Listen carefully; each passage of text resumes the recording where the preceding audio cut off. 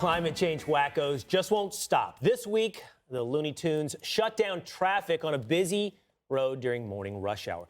The spokesperson, the spokeswoman of that protest, actually admits that activists want to make your life hell. And she's comparing her actions to the civil rights movement. We consciously are disrupting people's lives today in hopes that we can mitigate more serious destruction down the road. The suffragettes, the civil rights movement, they were not well liked during their time. Now, with hindsight, we see that their actions were moral and justified. Perfect. It's absolutely perfect, Judge. The heroes of their own play. Well, you know, first of all, I don't know what they expect to get out of this destruction, out of this disorder. We've talked about this many times before. But, you know, when she talked about, as a climate activist, she talked about, you know, they're not unlike the suffragettes. It's like a civil rights movement. We're not the first people to do things that are really out of line. So I looked up what the women's suffragettes did. And what they did was they lobbied. Now, that's pretty violent. They petitioned. They did parades, and they did pageants, and they did plays where they would literally act out what it's like to have equal rights. And whenever they picketed, they did it around the White House, and I guess that caused some problems around the White House. She's delusional if she thinks that she's in line with the, you know, with the civil rights and suffragettes of this country.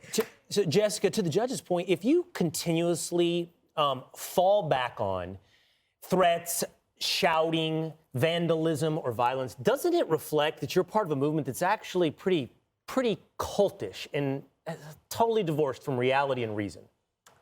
I think that movements that are trying to affect real change, you could accuse any of them of being cultish about it, that people are that dedicated to it because they think it's that important.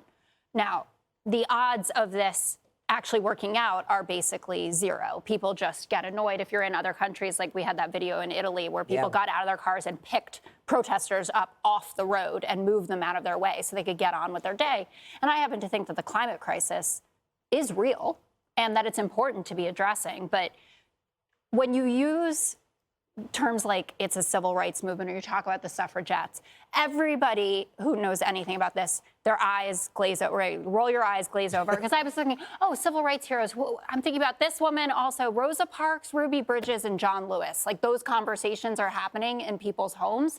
Absolutely not. And it detracts from the cause. But I think, Greg, I choose cult specifically as a word because this seems to be, despite its invocations of science, this is a faith-based movement that requires total dedication. Also, the thing is, the line, if you think something's really important, that's part of being in a cult. You will justify anything. Like Hunter Biden? Well, no, including like mass shootings. Like somebody shoots up a church, it's because they have a greater idea that's usually racist or whatnot. So that the idea that because of we don't care what the person thinks.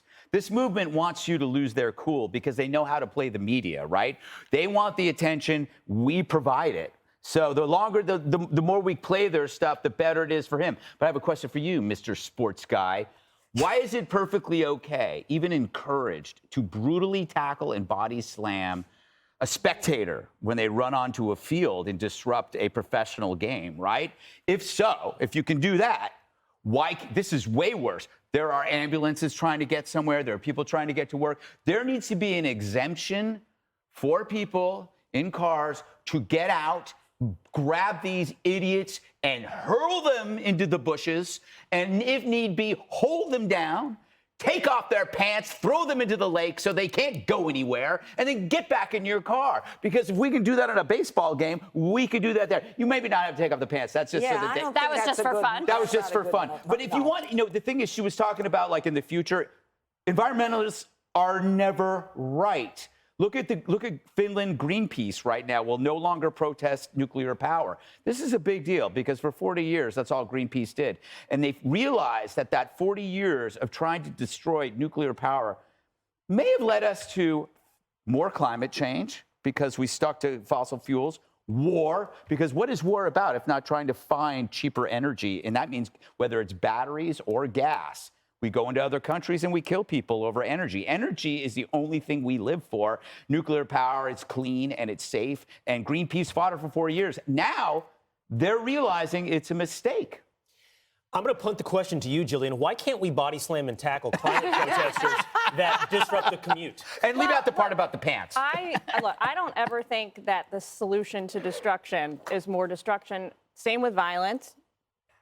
Violence never should beget more violence. It doesn't help anybody. But I have to say, I understand the sentiment of, and this is somebody who's never protested in my life, but I understand the sentiment of you see a system around you or something that's going on that people aren't aware of. And it is We are aware. We hear about it every day. What? We hear about it every day, the climate every day. We don't need No, I'm not talking about climate. I'm just talking in general. Like, for example, I feel this way about the mistreatment of animals in factory farms. I feel like so outraged sometimes that, like, I want to scream. I would if it would accomplish anything, but I realize it won't. So I understand the feeling of, like, sometimes you need to, like, you want to jolt people awake because these horrible things are happening. But you're and nobody rational, cares. and you know that. And she's also rationalizing don't matter. It's Right. not I gonna realize change that going things. and sitting in traffic on, 6th Avenue is not going to help. This question you've presented me is a real stumper. Yeah. Just don't It's understand. like, why can't you, like, you see If I can tackle the guy at the 50, why can't I tackle the guy on the highway? Exactly. All right, straight ahead. Hey, Sean Hannity here. Hey, click here to subscribe to Fox News YouTube page and catch our hottest interviews and most compelling analysis. You will not get it anywhere else.